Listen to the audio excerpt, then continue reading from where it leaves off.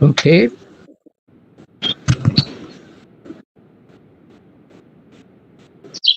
Good evening and welcome everyone to yet another episode of Kavi's Corner, episode 11 on Computer Vaadan with our dear friend and colleague from IIT Bombay, Professor Paritosh Pandya. Today evening is a very interesting topic in the sense that Western music, Western classical music, pop music has inspired a lot of work in computer software and hardware and artificial instruments and synthesizers of various kinds that suit their kind of music. But unfortunately, the same has not been true for Indian classical music or Indian music. We've seen a few tanpuras and we've seen a few electronic tablas and a little bit of work here and there, but certainly not the kind of body of work that we've seen for Western music. Very few people working in this area in India. One of those is Professor Pandya, and the need is vast. Like for instance, not only kind of creating beautiful tanpuras or accompaniments and stuff like that. Just let your imagination run wild and think of all possible scenarios where you would like the computer to assist you with music. We don't say that a computer should be a musician because music, like poetry and literature, is something through which we convey our feelings. But we feel that the computer could be coerced or used to assist us to maybe articulate our own music or maybe to have collaborative music across the net with all the issues that arise there, especially now with fiber optic links and very high speed links. It should be possible to run a synchronous baitak or an orchestra. These are the kind of questions we would like to put to Professor Pandya after he shares the work that he's done. So musical sounds, their compositions, do they lend themselves well to analysis? Can we synthesize them, especially the Indian sounds? Can we create electronic versions of the very complex Indian instruments? Could we create Indian accompaniment, say Shahnai, or even vocal accompaniment to our music? These are the many questions that I would love our audience to ask. But without much ado, I will introduce our speaker.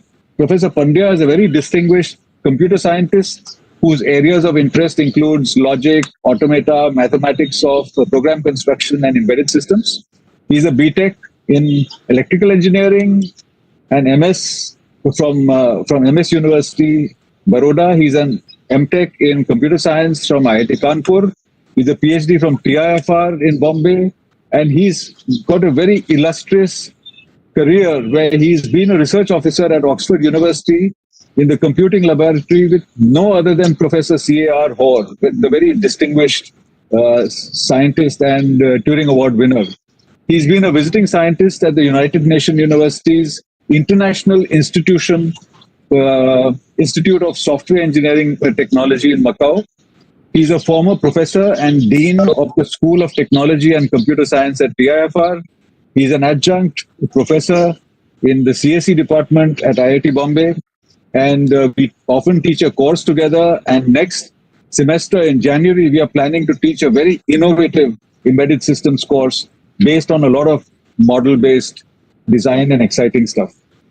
He's a lover of Indian classical music, and he's been trying for many years to teach the same to his computer. So without much ado, I'd like to hand the floor over to Professor Paritosh Pandya speaking to us about Computer Vaadan. Thank you, Kavi. I hope you guys can see me. Hi. Yes, we can. Okay, so it doesn't show me here, but okay. Thank you, Kavi. Thank you for that warm introduction, and thank you for the opportunity to speak to this audience, on a subject that is very close to my heart. While I've worked in many different areas of computer science, this is something that I really love doing. And I think it's a relatively unworked and an exciting field. So my hope in today's lecture is to pass on some of the excitement to you people, hoping that some of you will get interested. So thanks again, Kavi. Okay. So I will share my screen.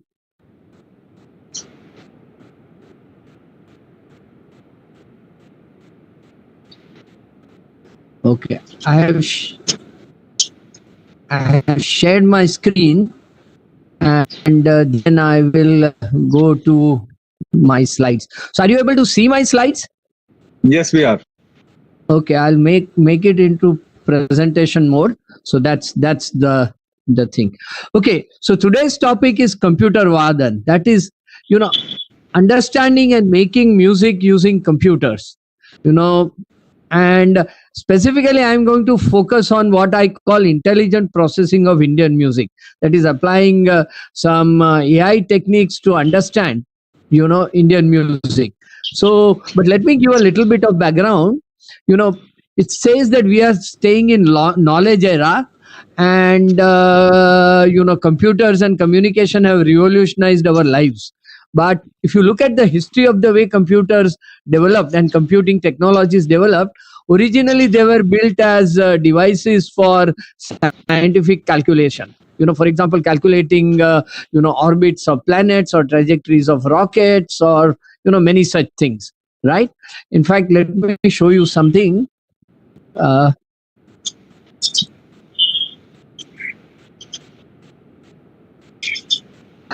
you able to see this? So Leibniz is a very famous mathematician. He's one of the creators of calculus, integral calculus, together with, independently of Newton. And in fact, little before Newton. Mathematicians were interested not only in building, mathematical laws and mathematical systems of calculating, but they were also interested in building calculating machines. And Leibniz himself made a very famous machine called step reckoner. You can see the picture of Leibniz multiplier here. And what it did was it did multiplication by, shifting and adding numbers. So, it was a machine completely made of gears, and, it worked. So computers are mostly devices were originated as devices for calculation. Of course, we started storing large amount of information inside computer, and with that we could start doing data processing. For example, applications like inventory or payroll. Then they became multimedia devices. That is all kinds of information, rich text, graphics, pictures, animations, video, sound, and music could all be stored on the computer, edited using computer, processed and transformed using computers, and we can do all kinds of intelligent searches using this. So this is the main topic of our investigation today. But with advent of internet, World Wide Web, and smartphones, now all these intelligent multimedia devices can talk to each other, and they can cooperate and collaborate in processing media. Okay, add to that artificial intelligence, and learning machines. Now these machines are not pre-programmed to behave in a fixed way, unlike traditional programming. They learn from amount of data which is being given to them, and then they start doing learning things like which are not necessarily formalized as rules, especially in arts, in social sciences. There are things which are unformalized. They are hidden inside the data, and artificial intelligence can help you process this, and music is example of one of that. Okay, so what we are going to do today is to basically talk about these two questions. Can we use digital computer technology to understand, learn, and make music? And I'm going to focus on a very traditional form of music, Indian classical music, because that is the one that to some extent I understand. And then the associated question is, can computers themselves understand and learn music, or can they make music? These are the two questions that you should have before you. So Kavi, are you able to hear me? Yes, we can hear you. All right. Very well. So these are the two questions. And my answer would actually be in 4 parts, but since we don't have enough time, what I will do is I'll mostly focus on parts very briefly on part B, and then move over to parts C and D. So I will talk about music as a symbolic language. Of course, music is communicated via sound, as digital, as waveforms transmitted through air, or waveforms recorded on on a magnetic tape, right? But we will also talk about music as a symbolic language, and then we will talk about intelligent processing of Indian music, and then I'll talk about some of our experiments where we try to make the computer recognize rags of Indian music. So that is what we want to do. So let me skip all this about sounds and how sounds can be calculated. Just as a computer program can calculate the trajectory of a planet and show the motion of the planet on the screen by graphics, you can also calculate audio waveforms and play them out. So computers can actually calculate sound, and it is this technology which sits inside devices like this, keyboard synthesizers. So what happens in a keyboard synthesizer is when you press a key, what happens is an event, a new algorithm saying calculate the sound corresponding to this key. For example, if you're pressing the middle C key and you have set your keyboard in the violin mode, what will happen is a violin algorithm will start executing. This algorithm will calculate the samples of the sounds which correspond to the violin sound, at the pitch of C4 that you are playing. And these waveforms can then be output via the audio port and, played out. So basically, every time you press a key, an algorithm for calculating and, emitting sound samples, is there. So computers can definitely, synthesize sounds. But what I want to talk today about is music as a symbolic language. So music, of course, is recorded as an audio waveform, right? So on the top window here, I have the sound file. And what is audio? Audio is basically something that is communicated, from the source of the sound to the ear as a pressure wave which transmits through the air. So the content of the audio is the amount of pressure in the air and how it varies with time. Okay, so and it is basically in this audio waveform that all the content of the sound is there.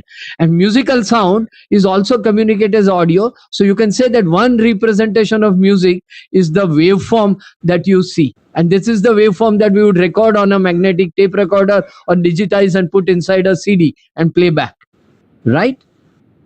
But what you can do is you can also, so let me show you an example in more detail. So let's take something like film 2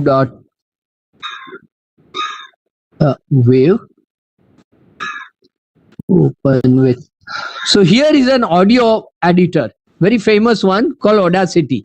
Okay, and in the top window, I'm showing you the, let's see if I can make that audio window bigger. And I need to zoom in. How do I zoom in?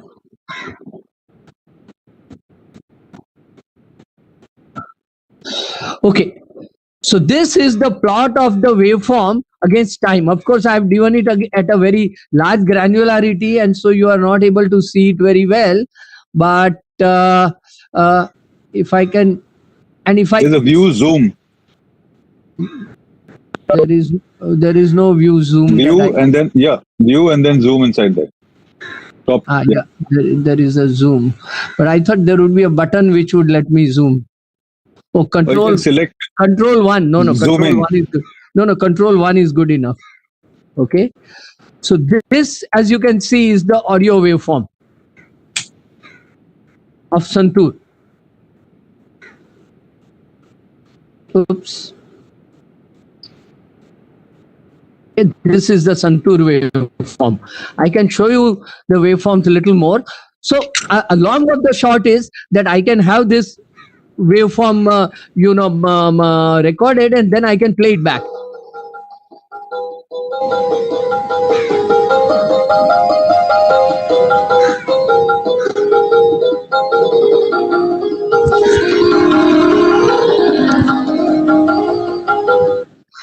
So in some sense, you can say that the content of music is in the audio waveform.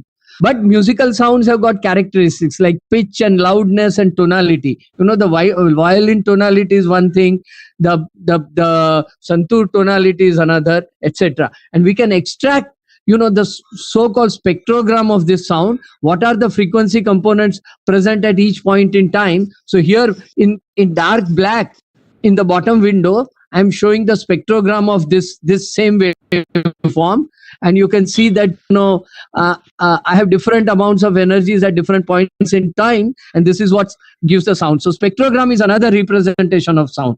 From this I can extract the pitch of the sound being played.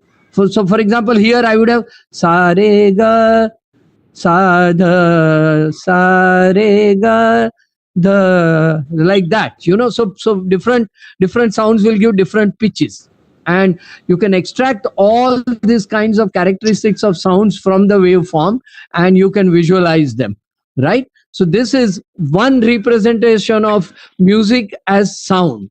But there is another representation that musicians use, and for example, they write down notation for music. So in Western music, you would write the notation as follows. So let me show you full screen.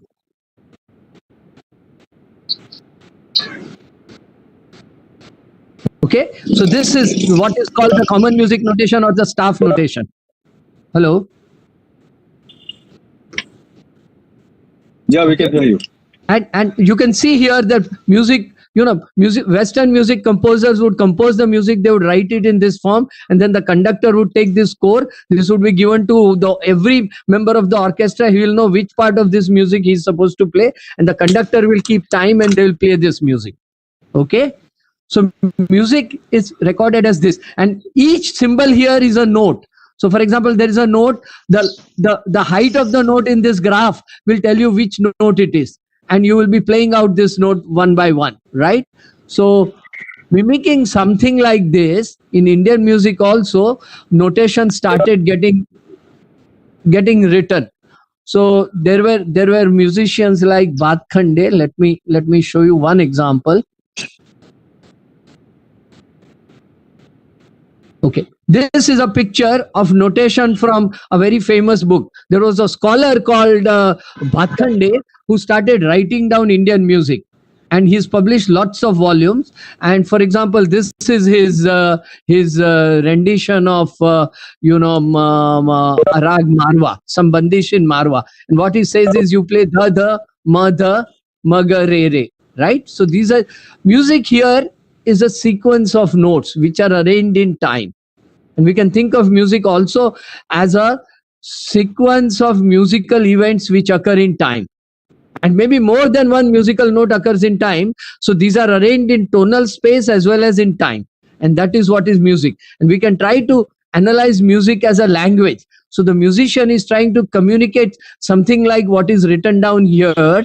And we can bring all the elements of natural language processing to understand music, if we can notate our music in this form. So there is this question of representation of music as audio, and then representing the music in a symbolic form.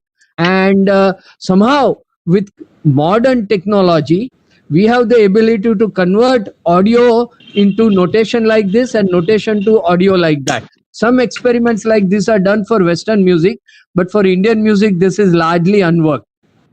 I'll give you an analogy. In speech, you will have the problem of speech transcription. That is, if you've got spoken speech, you want to write down from that, you want to write down what are the words being spoken. This is called speech transcription. Similarly, we want to have music transcription. And the inverse problem is that of speech synthesis. You got written text in computer, in a computer file, the words that are there, and the computer is supposed to speak out those words. It is supposed to synthesize audio corresponding to those words, and you can give characters like which voice or some elements of prosody, how the if it's a question, the pitch changes differently. Similarly, given a notation like this, you would want to convert this into audio music. This is called music synthesis.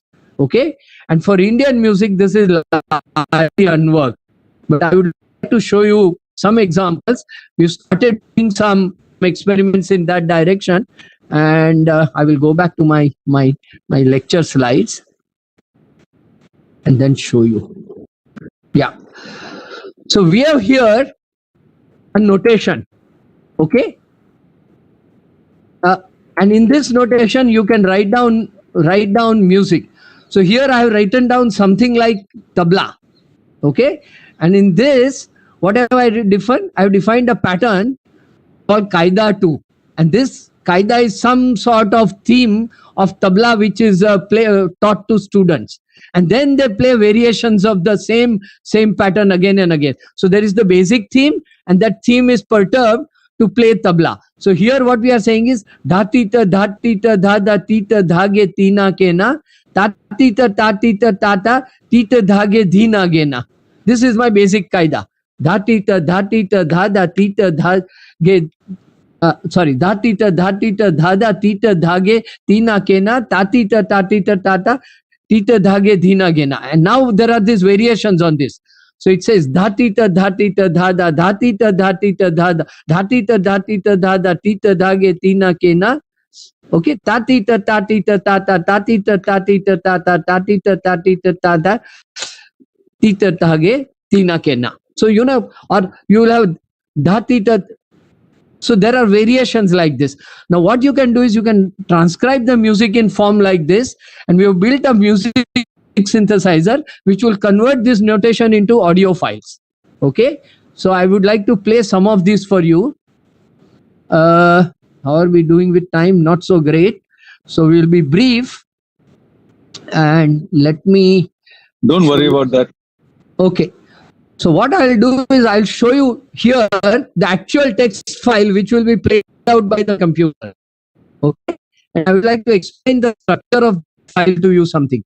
So in this, like in computer programs, you can define subroutines. Here we can define routines which are giving the pattern of sounds that is to be played. And here a pattern called teen tal. This is one of the tals of Indian music. And basically teen tal consists of the following strokes: da din din na din na tin. And this pattern I can repeat any number of times at whatever tempo I want, how many beats per minute. So, my synthesizer will try to play sounds, corresponding sounds, da din din na din na tin na din na. Now here, after playing that, I have got something called peshkar. Peshkar is a kind of ornamental piece written in teen tal. So here you can see what I have written is something like this. Din dhana da te dhana da din dhana da te da tirkit na ke tirkit. So this is the first two lines. Let me highlight just those two lines. What I have written here is a pattern which says din dhana da te dhana da din dhana da te da tirkit. Din dhana da. What happened? Something got cut. Okay. The pattern got cut. So what I have got here, what I have is din dhana da te dhana da din dhana da te da tirkit na ke tirkit. You can see that is what I have written. These are the basic tabla bowls that I have written down, and then I will give. It goes on more like this. Again, it goes din dhana da te dhana da dina gena te da gena da te da ge tina kena. Then again tin ta na ta te dhana da tin ta na ta te da tirkit na ke tirkit. So like that, there is something called peshkar. Peshkar is a piece which is played at the start of a tabla concert. And hi, okay. So what I'm going to do is I have a little tabla synthesizer, and I will play out the corresponding output produced by that tabla synthesizer. So I'm going to open this with in my Audacity. Okay. Oops, I've even done some processing, but that doesn't matter. So I'll play this out.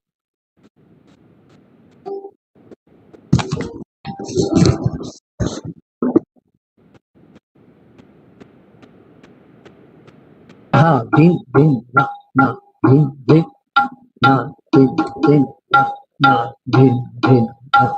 Just a minute, I'll play it again. So what it's playing is the basic tintal theka. Dha, din, na, din, din, na, din, na.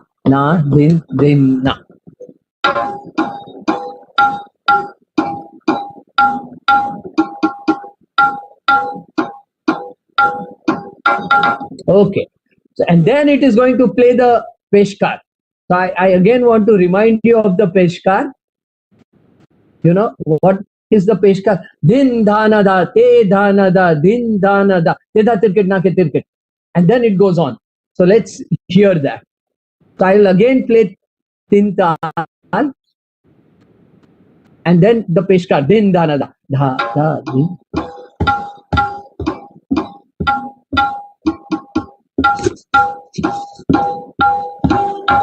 Te dhana da.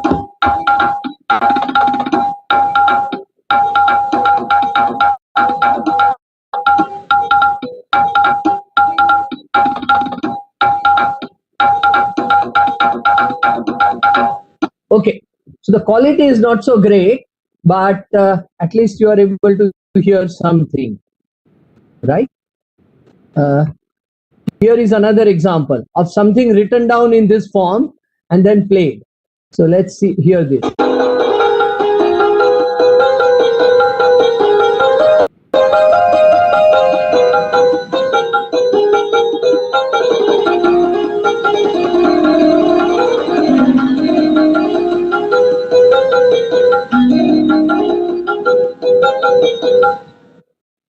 Okay, and that's also written down in this form. So what we have is a kind of synthesizer from notation to music, right? And you can try to build an inverse, music transcriber, which will take the audio file and write down the corresponding notation. Now that is a topic of intense research.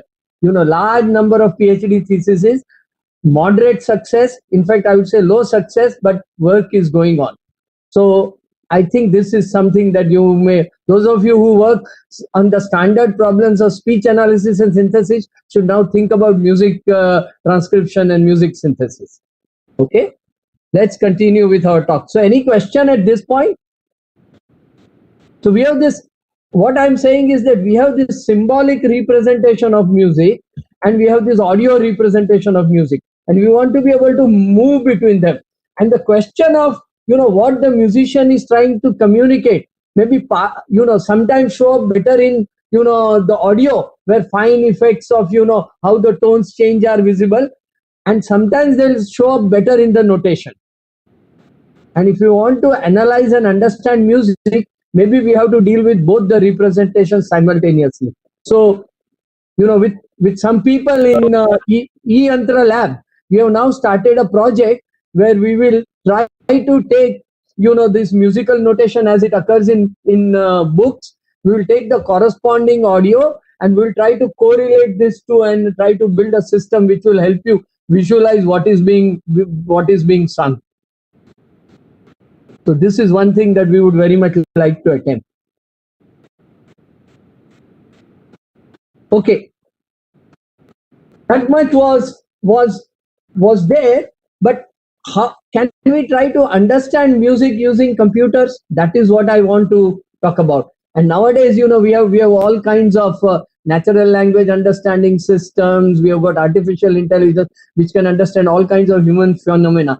So can we apply techniques of artificial intelligence to analyze Indian music? This is the question that I want to talk about in the rest of the talk. Okay, so traditionally, computers are calculating device. You write the program and it diligently follows the program and gives the output. But as versus this, people observe patterns in nature.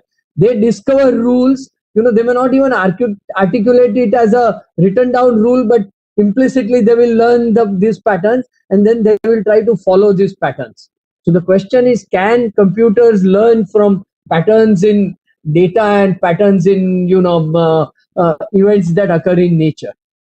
This is the question that is addressed in artificial intelligence. You all know this well. And learning systems are systems that are capable of autonomous acquisition and integration of knowledge. Now we can apply this. One of the techniques for learning is what is called supervised learning. That is, you learn from examples.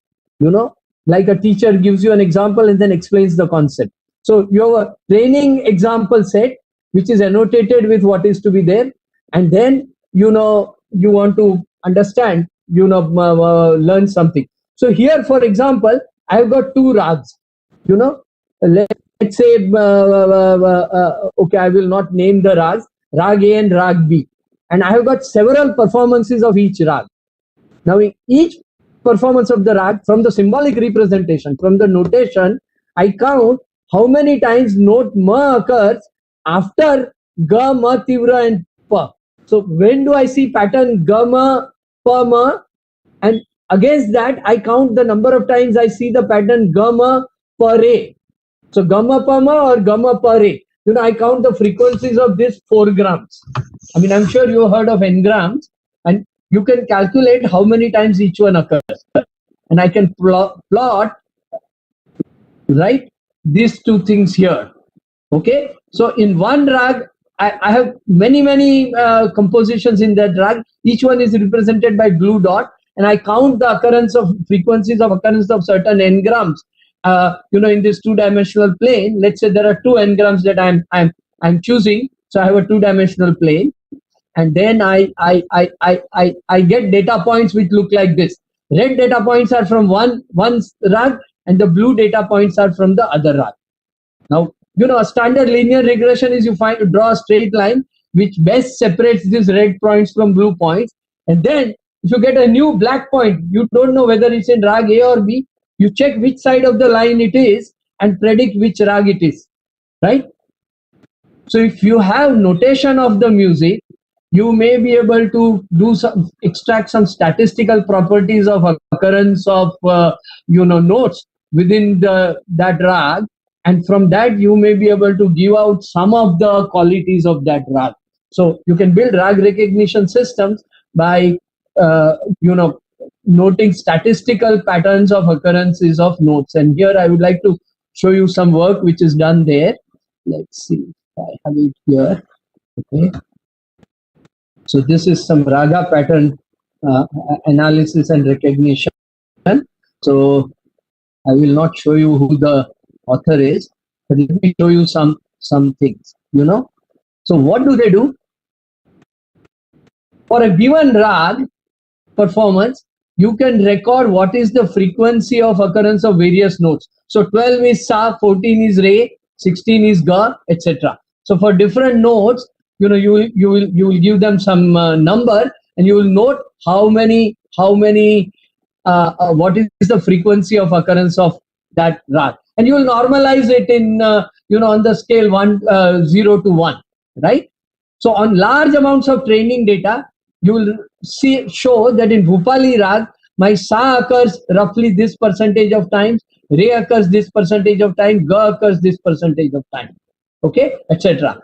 So I have got frequencies of occurrence of sa. Similarly, I can take bigrams. That is, what is the frequency of occurrence of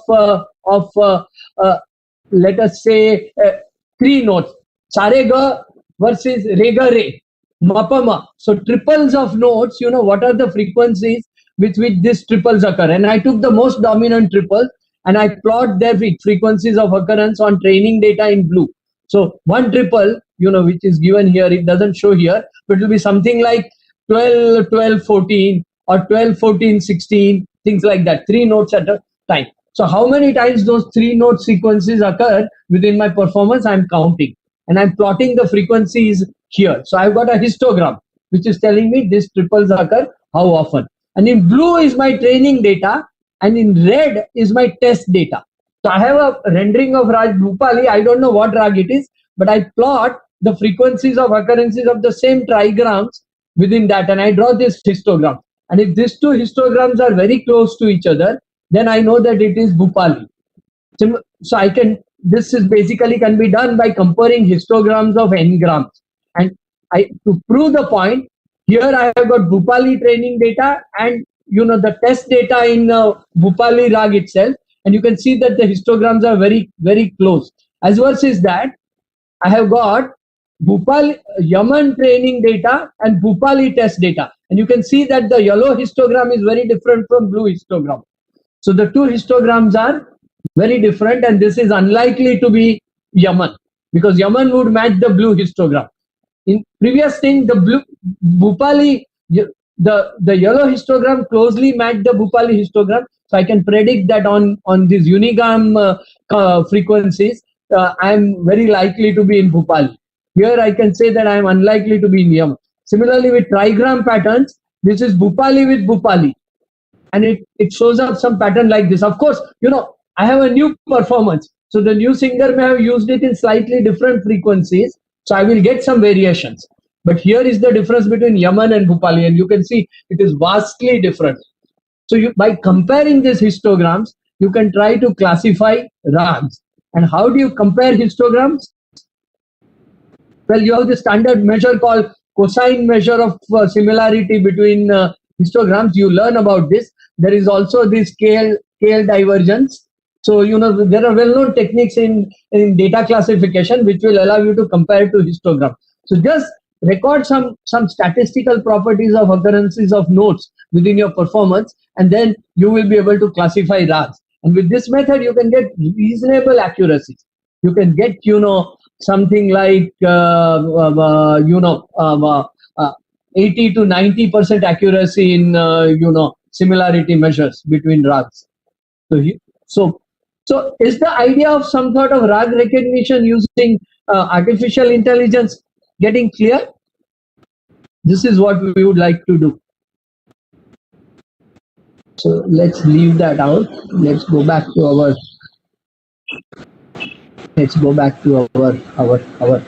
presentation. We should wind up in 10 minutes or so to give. Yeah, we can wind up in 10 minutes, right? Time for questions, yeah. So I think you all know, what this kind of model, a language model is. So in artificial intelligence, there is this idea of language model. That is, given a sequence of notes A1 to AN, what is the probability that the next note will be AN plus 1? So after given sa re ga re ga ma, what is the probability that the next note will be pa versus what is the probability that the next note will be re? So given the past sequence A1 to N, what is the probability that the next note is AN plus 1? That, if we have such a notion of what is the probability, that is called a language model. And we can learn such language model from the n-grams that I was giving you, and you can start classifying. So we can automatically build language models and try to analyze. This kind of method is very useful. It is used in speech recognition to recognize what is being said, that is to transcribe speech, or it is used in face recognition. You give images of different faces, or identifying genes or drug activities. There are lots of uses. And in computational linguistics, it is used to identify various elements of language.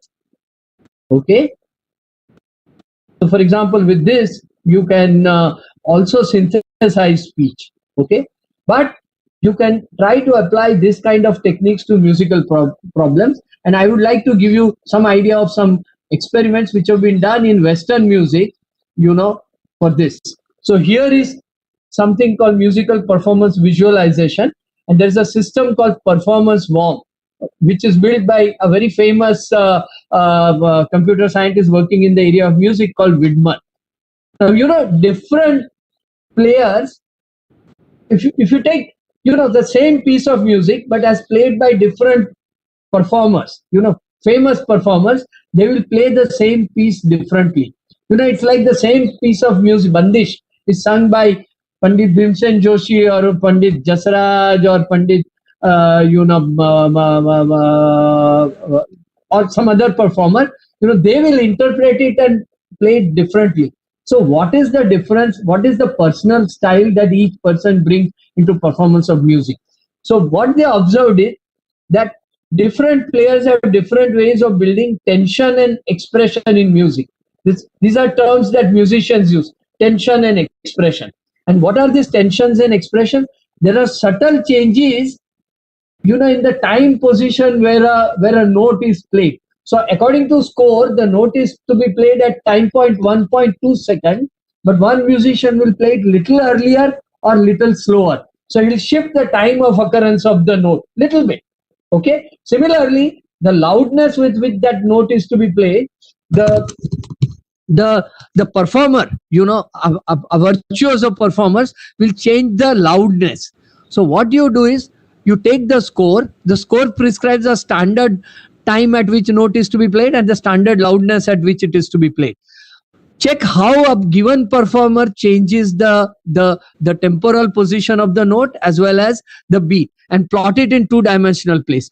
So tempo versus loudness of each note is plotted, and what you find is that this difference in how a performer plays from how it is written in score varies not erratically. It is not like it's a point on this two-dimensional score as the music is played, but it moves smoothly, and you can animate it and it looks like a worm moving on the two-dimensional plane. And the pattern in which this worm moves actually characterizes the music player. So by analyzing those patterns of movement of this performance worm, they were able to identify music players with better than human accuracy. So in some sense, computer has learned to identify some elements of the style of music playing. Understood? Okay. Yes. So that was the recognition of pianist. Other thing is, you have a large repository of music.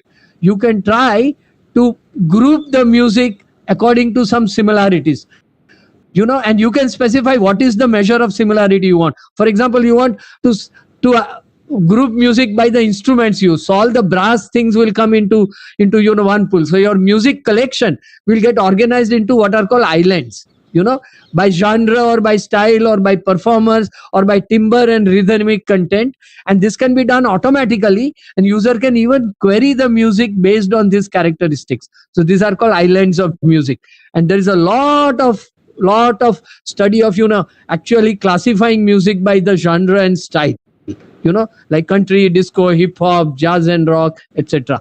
With about 90% success in 176 songs. This figure is almost 15 years old. Nowadays it would be much better. There's a very, very, very, very strong, perhaps the finest researcher in computer music, Indian music, in IIT Bombay, Professor Preeti Rao. And she has built some very nice music for very nice systems for querying music by their characteristics, and similarity between music. So query by humming, music information retrieval, all these things are done very well at IIT Bombay. This is another. Third thing is some music structure analysis. Let me skip that. But if we learn from these Western efforts, I can think of a lot of musicological research on Indian music which can be done using AI. And these are all research problems which are not so well worked out. So I hope some of you will get. First thing is, classification of music. Now in Indian music system, it's theoretically a very rich system of music, and music is classified into many, many different ways. For example, music is classified into rags. I'm only talking about Indian classical music, and particularly the Hindustani music, because that's the one I know. So, can we recognize the rag? If we are given the performance, maybe at the audio level or maybe at the notation level, can we recognize which rag is sung? Okay, and I show you one way of recognizing rag. Do statistical analysis of occurrence of frequencies of notes and groups of notes, and then try to do it. Okay.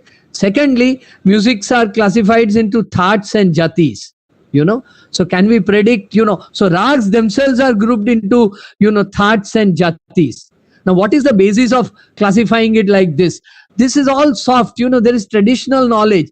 We have basically data that this rag is in this jati, but we don't really know the rules by which this is done. So, artificial intelligence helps glean fact. Then there are rags which are associated with times. There are morning rags, afternoon rags, evening rags. There are seasonal rags. There are rags associated with monsoon. There are rags, which are associated or with moods. There are each rag has got certain moods. There is a very rich theory of moods in Indian theory of aesthetics. There are these 12 rasas, Viraha, Shringar, etc. And each rag has got has some rasas which are associated with it. So can we actually demonstrate it by data? Okay. Then music has got gharanas. So the styles of performance of each, styles of performance across rags. So, Jaipur Gharana is one or Gwalior is another. Can we identify Gharanas and can we learn characteristics of these Gharanas? Right? So all these things. And most importantly, for rags, there is no definition, but there are symptoms. Just as diseases don't have a definition, but they have symptoms. If you got flu, you will have fever, which is which is every day. If you have malaria, it occurs every 48 hours. So there are certain lakshans, certain characteristics. By actually looking at music, rules these rag lakshans out, give something, but that is partial and it is not corroborated with practice. And the practitioners are singing whatever they are. The theory says something, and with artificial intelligence, now we have, scientifically investigate all these things, right? So way back in 1981, Chaitanya Deva, a very famous musicologist in Pune, wrote many books and he tried to study each of this. But he didn't have a computer. He had at best an oscilloscope, and he tried to do this by manually trying to identify patterns, etc., by looking at periodicities of waveforms on oscilloscope, etc. Impossible to do. He didn't have the tools, but he did have the vision. Now with artificial intelligence, we should be able to do almost all of this. And almost all of this is, there is very little work on this. There is some, but mostly this area is unworked, and so you can get in early and make some pioneering contributions here. Similarly, the notion of rhythm is very powerful. So can you recognize tals which are being played and also beats that are being played? I showed you one way of converting text of rhythm into the actual performance in terms of tabla sounds. Can you go the other way? Okay, so these are the kind of, and if you are able to do that, you can use this kind of technology to speed up learning of music. You can build aids which will be of immense use, firstly to musicologists to understand the theory behind the music, and secondly to teachers, who will be able to explain these things by showing it more in a data oriented way to the students. So I think the potential for applications is very large. So with that, can I take 5 minutes, Kavi? Yeah, sure, go on. Okay. So I showed you one way of classifying rags, right? But there is another way of classifying rags, and I would like to give you an example of that. This is a system called Kansen, built by a BTech student from Nirma University who worked with me for for 6 months as a part of his BTech project. And basically what we want to do is, we know the sequence of notes which is being played for a given rag. A rag is much more than sequence of notes, but let's first start with what is the sequence of notes being played. So, here it is, what is being played is sa re ga pa ga re sa, then some pause, then da sa re ga. So, for those of you who know music, this is a typical phrase which will occur in rag Bhupali. Okay? And what we want to do is, we want to classify this into the rag. Now, rag is not, the number of sas that is occurring in it. The sequence in which these notes are occurring is also important. So basically what we have is what is called in machine learning sequential pattern classification problem. We turn this into a statistical classification problem by counting number of sas and counting number of pairs sare, how many times it occurs in this sequence. But we forgot the order in which this the notes are occurring, right? So data is an unordered set of samples, and elements occur in a specific order, and the probability of the next occurring depends on the sequence of notes occurring before, not the count of notes occurring before. Okay, and there is a very famous model called hidden Markov model, HMM, which is widely used to model the patterns that occur in sequences, right? And this kind of model can be used, you can learn this kind of model given large amount of data, and you can also use this model to generate such sequences which fit with that model. So you can both, recognize the sequence to fall within certain classes, and you can generate sequences which are typical of those classes. So what we can do is, let's try to see what is an HMM model of a Raga note sequence. So you can build what is called a finite state automaton representing this rag. So in this rag, every state denotes a note. So I have a silence, that is stop. Not ga is here, re is here, right? And from re, I can move either to ga. I look at my data, and in my data, if from re I am able to move to ga, I will draw an arrow like this. From ga, if I am able to move to re, I will draw an arrow like this. So from ga, I can move either to re or I can move to pa. So there are two choices here given by two outgoing arrows. Such a representation is called a finite state automaton representation of the rag. It gives you permittable moves from one node to another, right? So a system can be in one of a finite number of state.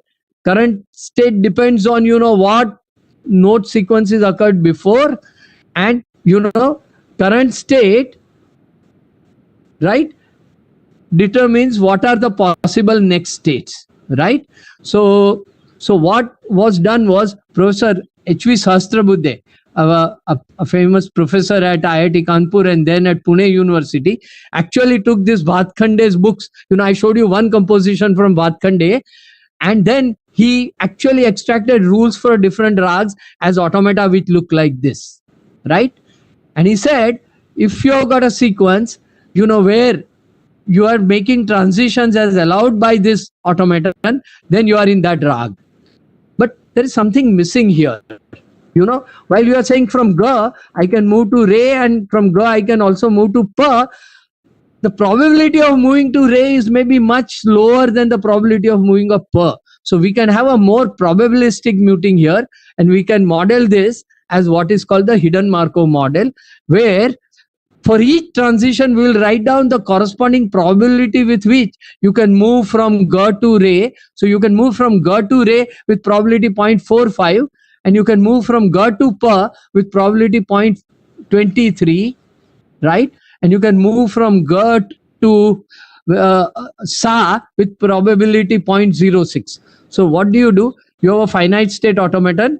The probability of seeing a note in the given state is given by the state, and the probability of moving from one state to another, is there. Now, given, lots of sequences in a given rag, you can easily calculate that property, and you can build this hidden Markov model.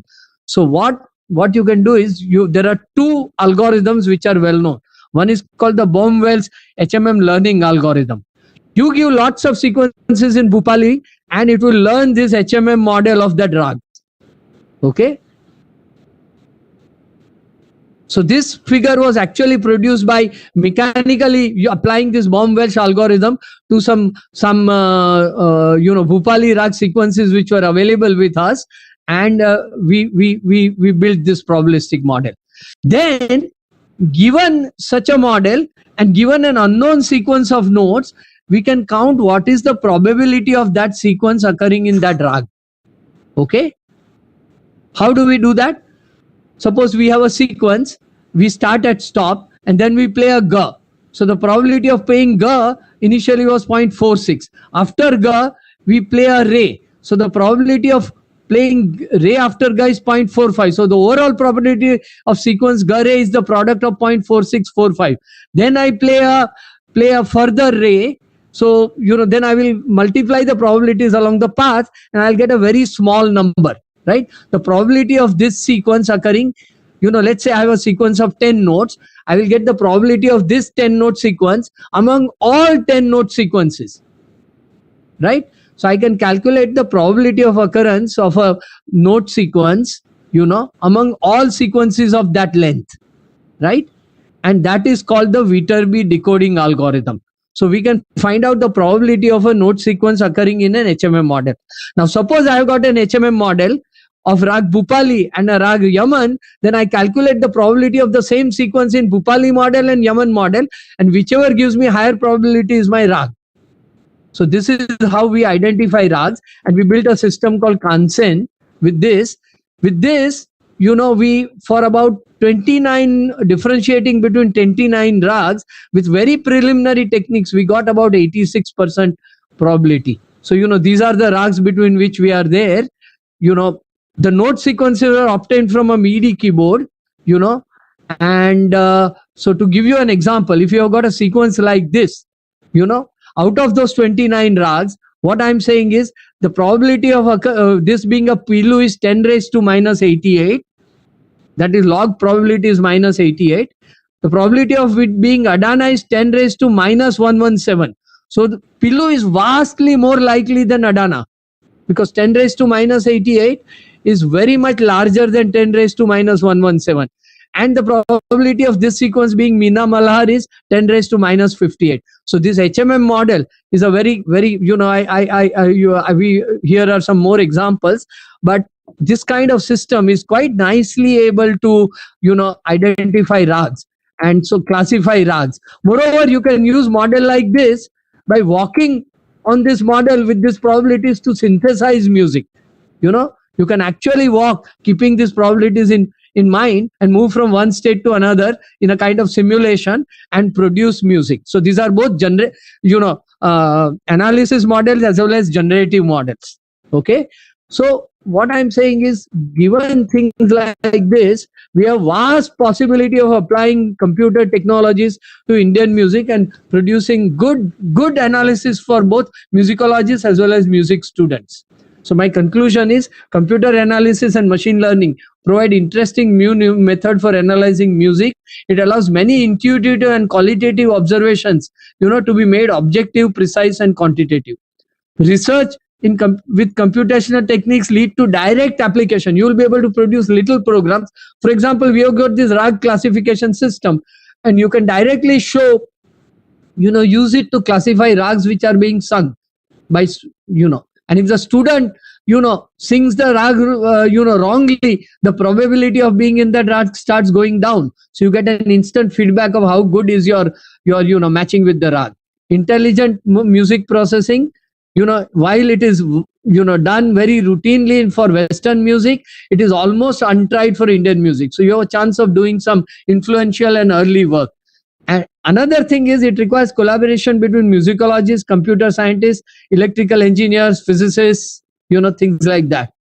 And I think one thing we have to do is we have to build large corpuses. In all AI research, there are large collections of annotated data, and we need to build large corpuses of annotated data sets for Indian music, in order to further research. So I think that is the kind of work that I can point to. Thank you. Sorry, I overshot my time. So, Kavi? Paritosh, this is really interesting. Yeah. This is fascinating. And this is actually the technological basis for which we can do a lot of really cool work, right? I think like, for instance, that example that you gave of Professor Preeti Rao having worked on a system where you can just hum a tune and it can pull out that tune from an entire database. Now there are apps on Android which will do this, but Preeti Rao's techniques are far advanced. So this is really interesting.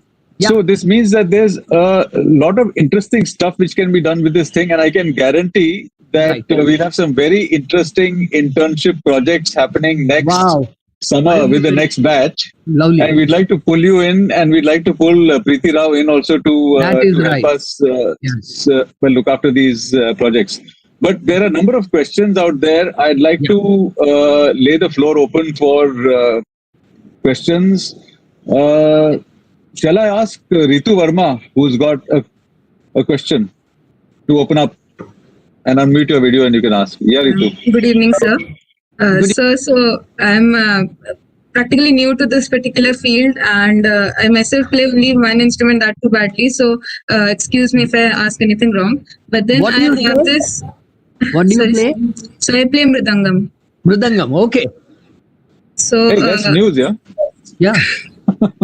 That's good. I had this question that one is a very stupid question, that what is the actual outcome of being able to recognize a rag from any given audio file? Because if we are already training our model, it is basically supervised model, because we are already having a particular rag which the model has to identify if the audio file has it or not. So like, what is the outcome? That is one of my questions. So what I'm going to do is I'm going to actually keep sharing my slides because I can go back to them, right?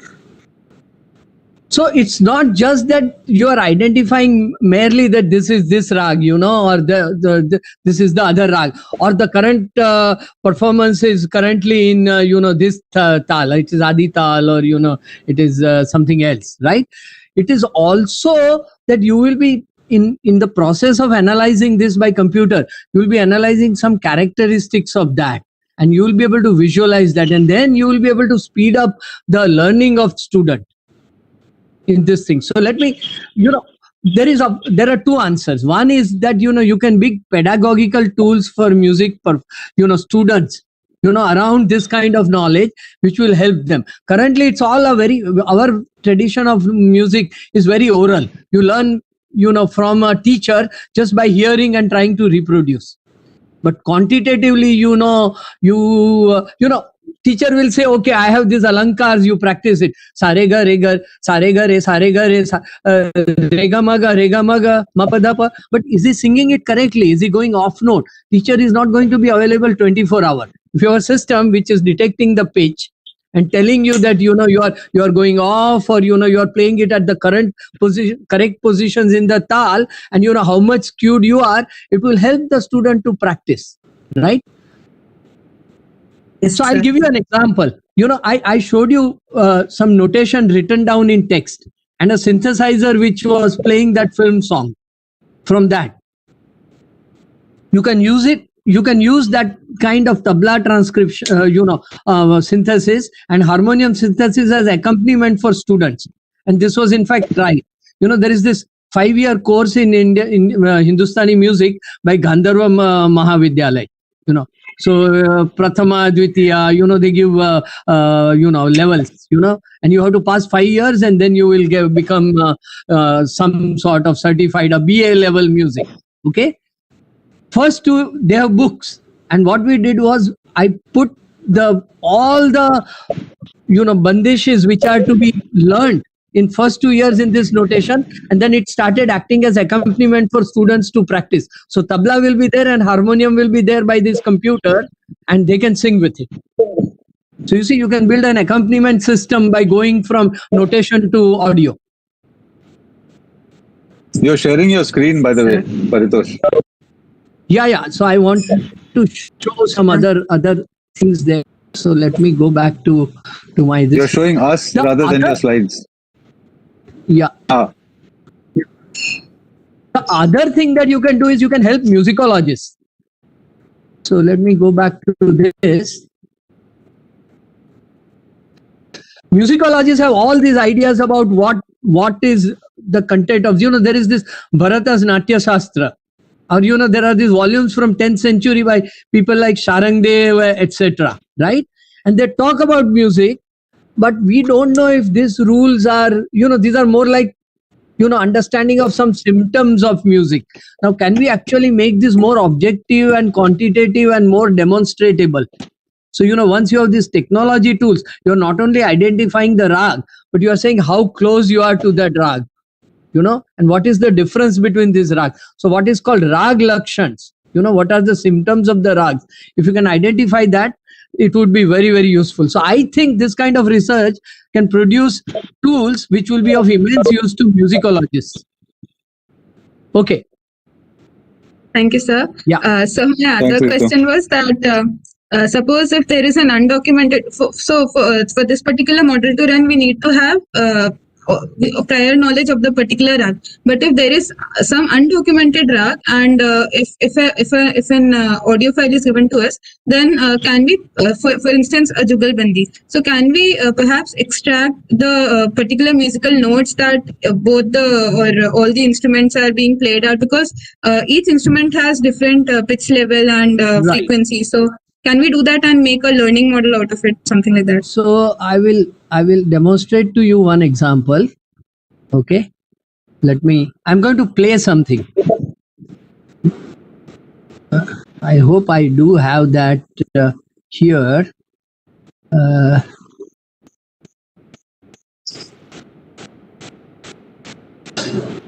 What is this?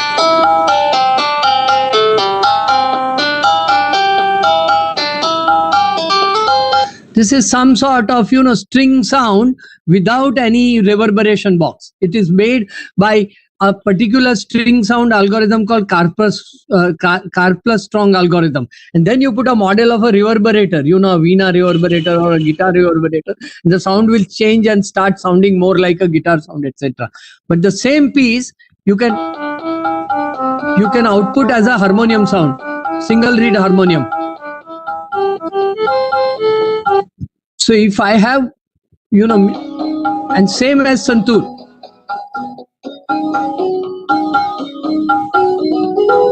So you are right, you can take a sound, take a composition played on one instrument, extract the notation out of it, and then synthesize it back as something played with another instrument.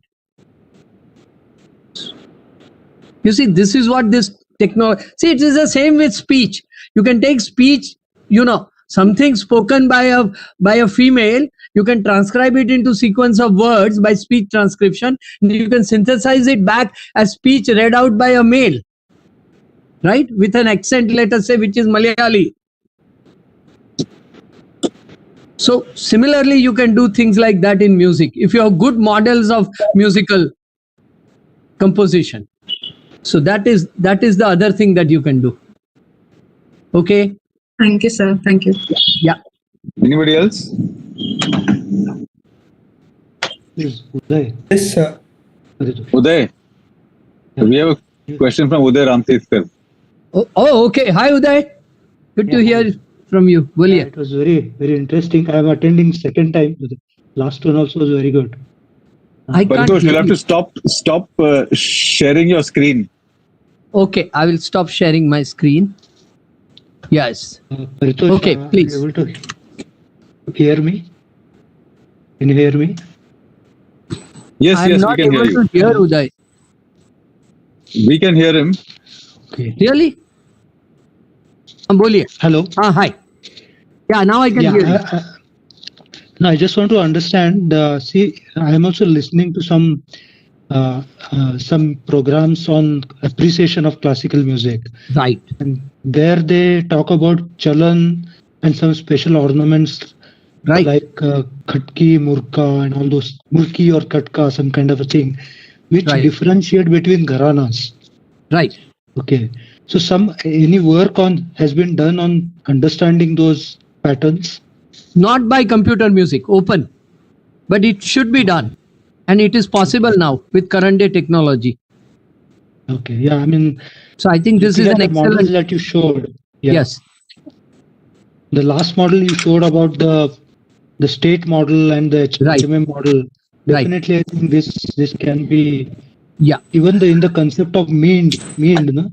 Right. Or how much time you can stay on a particular note. Sure. I think those things we can study, it will be great. So I think, Uday, you hit upon a very, very interesting. I think this is a very interesting and an important question. I have taken a very simplistic representation of Indian music. Just sequence of notes. All means, gamaks, timings are removed.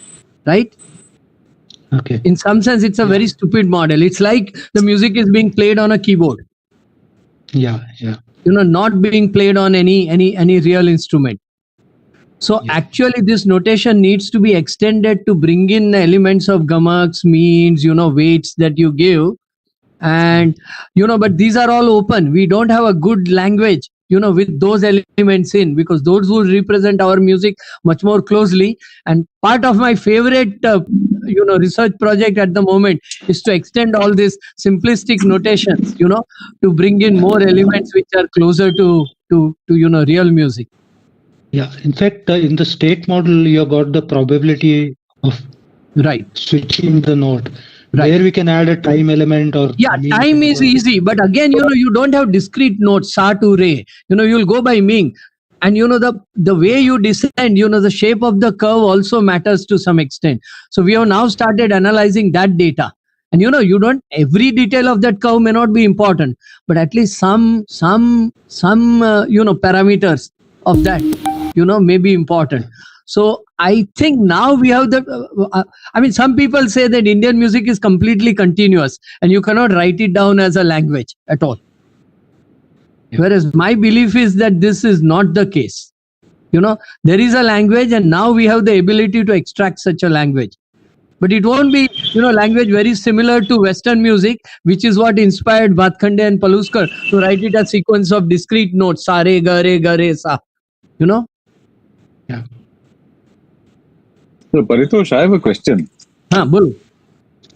What about people jamming, right? 5 musicians sitting in 5 different locations. See, there's a problem. It's very difficult to do it on the internet, right? Because there's a latency, there's an unpredictability on the internet, even if you have broadband internet, right? So I've been thinking of how to crack this kind of problem, especially in COVID times. If 5 musicians want to give a performance or they want to do a recording, what are the technologies, if you heard of them, that exist that let you do this in a very synchronous way? Lots of work on this, Kavi. Tons of work on it. It goes by the area called network musical performance. Okay. And there are tools and techniques and protocols which will allow you to do this. And there are systems. Okay. Yeah. So how do they manage it? So how do they get across the unpredictable latencies which could be on a broadband connection? So the key idea is buffering. So you don't produce it at the same time that the musician is, there is a little bit of latency issue there. Okay. But, with a delay, you can produce it synchronized. But, buffering. But you need a kind of resynchronization in time of different people's performances. You have to bend the music to, occur at different points from when they played it and put it in a kind of synchronous whole. That's only if they are generating without reference to each other, right? But if they're responding to each other, then it's very difficult, no? So how much is the latency on internet? Of the order of, say, 50 milliseconds, 100 milliseconds. Yes. Yeah. Whereas to accurately perform the music, for it to sound synchronous, you will need accuracy of about 10 milliseconds. Yes. 5 to 10 milliseconds. Right? Yes. So if you slow everything down by 100 milliseconds, you can make it synchronous at 10 milliseconds level. And your performance at 100 millisecond delay will not be affected so much. But how do you slow it down like that? You play it a little bit later. You collect everybody's performance in last 100 milliseconds and, sort of play it 100 milliseconds delayed after resynchronizing everybody's events. Okay, interesting. The other thing that you do, Kavi, is you reduce the amount of music being communicated. So let me talk about what is called algorithmic coding of music. So, you can code music as audio file, just sequence of samples, right? At 44,000 kilohertz per second, right? 44K. Okay. So you can code the music by sampling it. You can do an MP3, compression of that music, right? And you will get a smaller bandwidth with which you can communicate the music. But you can also do another kind of coding, which is called algorithmic coding. That is, instead of music, you communicate the transcript of the music, the notation of the music. And you also communicate once and all a tabla synthesis algorithm over the net, which is communicate at the beginning of the performance. And then you are only communicating bols, da, din, na, din, na. And all the audio is being synthesized at the other end without communicating over the net. So the amount of communication reduces by maybe, some 6 orders of magnitude. And that is what By the was... way, So this is called algorithmic coding of music. okay. We can't see you, by the way, because it become very dark there. I know. I will just turn on the light. Sorry.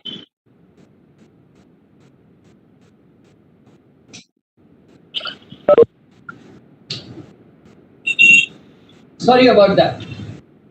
Better. No, so this is a very interesting point. This is a very interesting point that if there's an accompanist, Yeah. he can shoot towards you an algorithm rather than the actual music stream. So two You things: can keep on an modifying algorithm the for the algorithm. orchestra and a score. Yes. So Kavi, in music synthesis, there is this standard splitting of music into 2 parts. One is called orchestra, which is the algorithm with primitive sounds, and all the parameters needed to produce that sound. So violin at pitch, middle sa with this much of vibrato, loudness, of this much, etc. Right? And that is an Yes. algorithm. The algorithm is running at the client level. What you are communicating is only what the keyboard produces. This key is being pressed with this much force. Okay. And that is a very little amount of, and all these network musical performances only communicate musical events and not the audio. That's very interesting. But still, you cannot get past the fact that there's a latency, right, in broadband internet connections, unless they have a separate synchronous, totally like almost like an analog connection. Even analog connections at geographical distances would be very difficult to build. But there is a theorem that with, if you've got partial synchrony, that is synchrony with certain bounded amount of delay, if you can bound your delay, then you can produce a synchronous, you can mimic a synchronous system, but where the behavior will be delayed by a small amount. So there are protocols which will build synchronous systems from partially synchronous system. Okay. So let me not hog the time here. There are 2 more questions. One is from Trishant. So Trishant, why don't you just unmute yourself and ask the question? Hi, Trishant. Hello, sir. How are you? Sir, actually, I have a bit of a question. How are you? I'm good, sir. So in accordance with music and how we perceive music as the language of nature. So we generally say birds and animals have their own definite language. So what if we apply these algorithms which we are using to find patterns in music, same to understand what a basic pattern underlies behind birds and animals? Okay. Bird song, recognizing bird song, you mean? So recognizing bird song is a standard AI problem, right? Okay. I'm kind of new to the field, so I was just asking about it, how we can apply that. So that's quite interesting. By recognizing animal sounds, you can almost do an animal census by just putting a microphone in the jungle, basically. So I think such systems exist, bird call identifications. In fact, I saw one running at IIT Mandi. Okay, they did lots of recordings of the common birds out there, and then they have a recognizer for that. It's not a very difficult system to build. But what you are saying is, if you want to treat it as a language, you need to understand its meaning, because in training data, not only will you have to give the sound, but you will also have to say what that sounds mean. Is it a sound that I'm hungry, that I'm calling my mate, or there is a danger? So if you know this sounds mean this, then you will be able to identify it as a language. Unfortunately, we will have to correlate sounds with behaviors, and I think psychologists are nowadays using AI in a big way, for their research.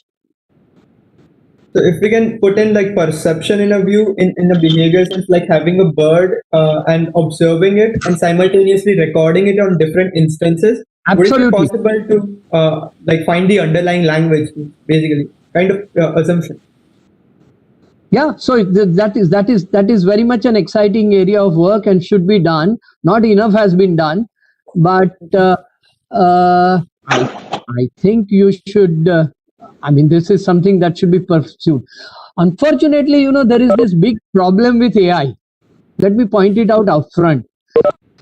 AI, we need huge amounts of data to train our AI models in order to get any meaningful performance out of it. There is a lot of research in AI to work from sparse data, but it is not very effective. The main attribute of human mind, which philosophers say distinguish human intelligence from artificial intelligence, is that we are very good at picking out the right elements with very sparse data. We are able to pick out what is significant and correlate it with behavior. And there is very little study of how humans do it, and we do it across vast branches of knowledge, from mathematics to emotions to humor to all kinds of things. And artificial intelligence, to do one specific task, you will have to get gigabytes of data to train your neural network before it can achieve certain degree of performance.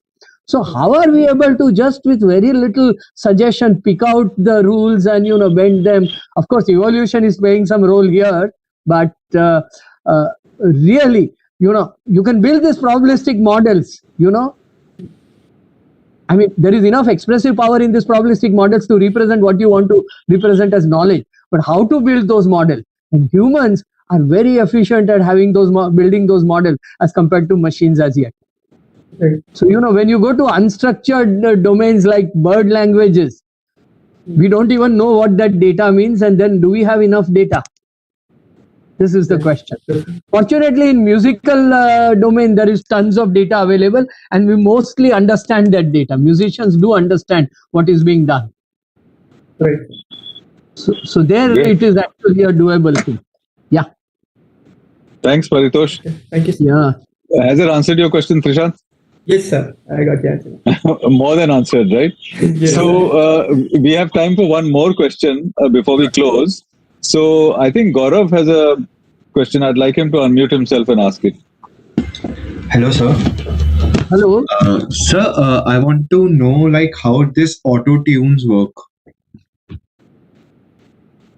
So, what happens is, for every musical sound, there is a corresponding spectrum, right? You can represent the sound in either time domain or in frequency domain. What are the frequency components present in that note, right? In that musical sound, right? Yes, sir.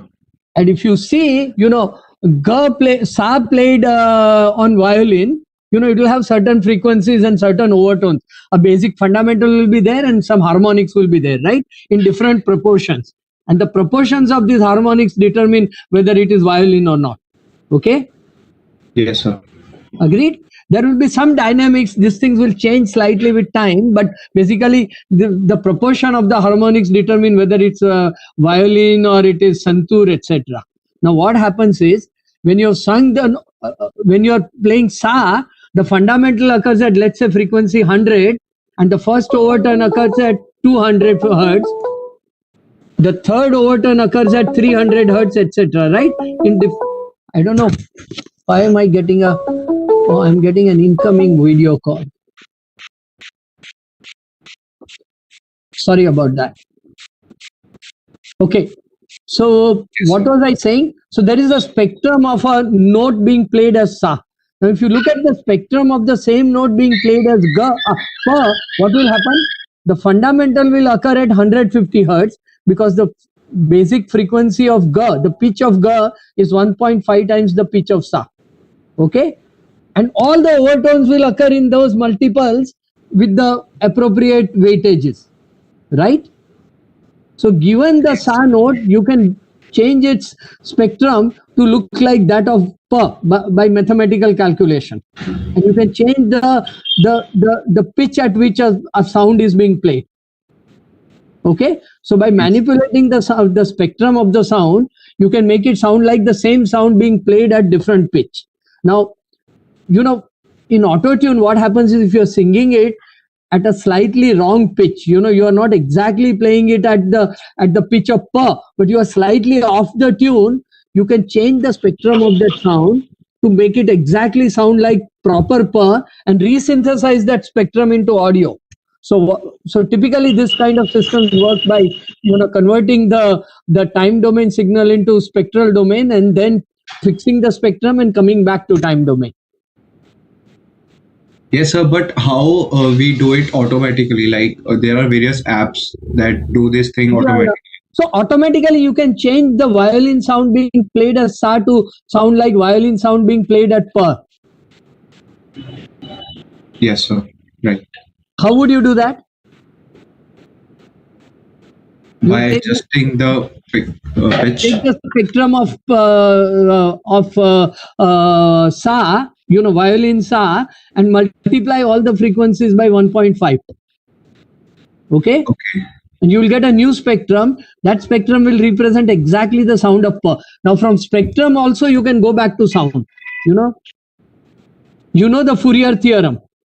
Every time periodic time signal can be converted to the corresponding there is a spectral representation, and that spectrum can be reconverted by inverse Fourier transform to sound. Yes, sir. Right? So if you've got a note which should be played as pa, you can firstly identify the fundamental frequency. You know that fundamental frequency of pa should be 1.5 times your frequency of sa. You already started at sa, so you know where is sa. You are little below the pa, you are off tune, right? Yes, sir. So then what you do is you actually change those frequencies, of yourself as well as all your overtones to exactly match the frequency of pa, and then it will sound tuneful. Okay, and all this can be done totally automatically. Maybe we can talk offline and I can show you actually the calculations involved.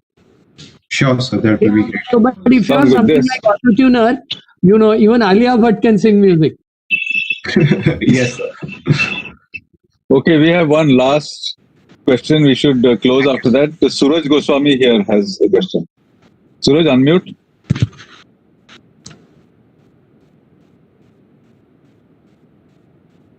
Boliye.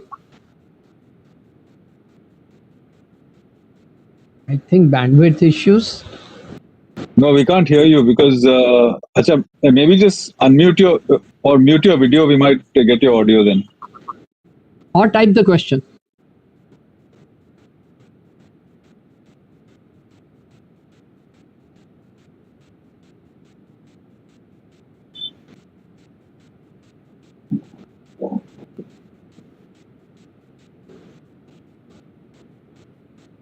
Hi, Suraj, we are not hearing you actually. Just type the question.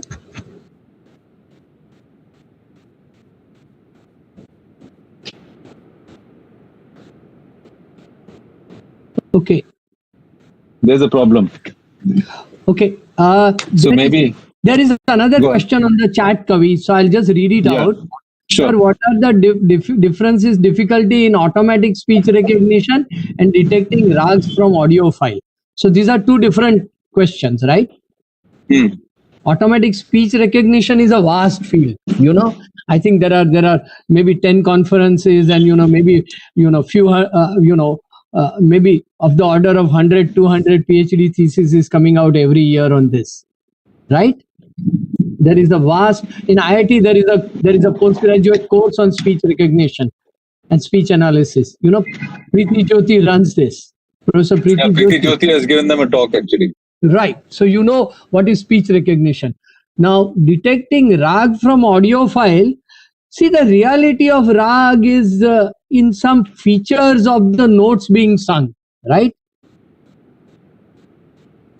So how do you extract notes out of, audio file? That is the question. And this is not such an easy question. There are several problems here. Okay. And I think this is a deep question. It's a very good question. Suppose you are given a audio of a performance, somebody singing, Lata Mangeshkar, or, some classical singer singing, a piece. How do you extract, what are the notes being sung? if you look at the audio, firstly, there are multiple instruments being played. There'll be some tanpura at the background, harmonium being played, audio, the vocal musicians singing. Human ear is extremely efficient at separating what is the harmonium part, what is the tabla part, and what is the vocal. This source separation is one of the hardest problems for today's musical audio processing.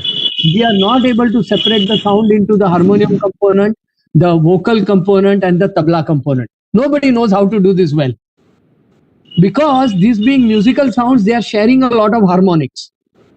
Right? So it is not as if, you can just filter out certain harmonics and call it audio. The harmonium will share harmonics with vocal. And yet human ear is able to, from that soup of harmonics which is coming, it's a kind of complex tone that the ear is hearing at that point in time. It is able to separate it into some harmonics which belong to tabla, some harmonics which belong to harmonium, and some harmonics which belong to vocal. And from then it is separately able to analyze that vocal to understand what is being sung. This source separation is one of the hardest problems, inviting tons of work. Okay, if you have a monophonic sound file, with no mixture of sounds, so only vocal sound is there. Even then, if you try to look at what if the speaker is speaking words along with the notes, along with the vocal, the words will distort the pitch.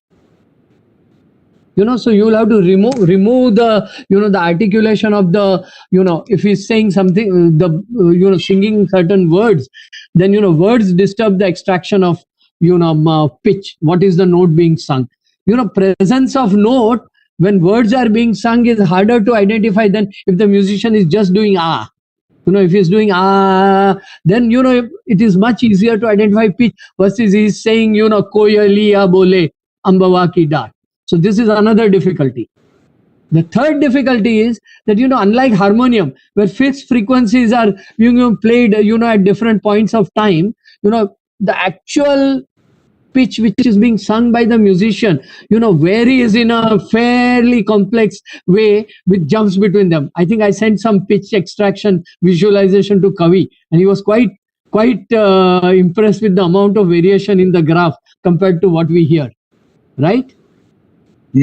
So there is a lot of detail in the audio which somehow the mind filters out and recognizes the right language elements from that, and we still don't understand what is important and what is not important and how to extract it.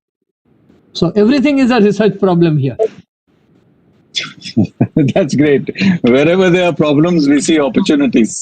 There is less competition. Right. Others have not yet wised up to these problems. Yeah. In fact, they understand their music, so they solve their problems. We'll have to solve our problems. Absolutely. With these hundreds of electrical engineering, computer science departments, hundreds of music departments, unfortunately, no work of this kind is happening. You have one Professor Preeti Rao, one Professor Hemamurthy in IIT Madras, and then there are ignorant guys like me who are not, very good at pattern recognition or artificial intelligence, and no work is being done in this area. So great, Paritosh. Wherever we see problems at e-Yantra, we see an opportunity. I know. In fact, we see you as a big opportunity. Which is why we are sort of offering right here. In fact, even though there's a question left, I think we are severely out of time. So we'll have to take that offline with Suraj Goswami. So I just request his indulgence.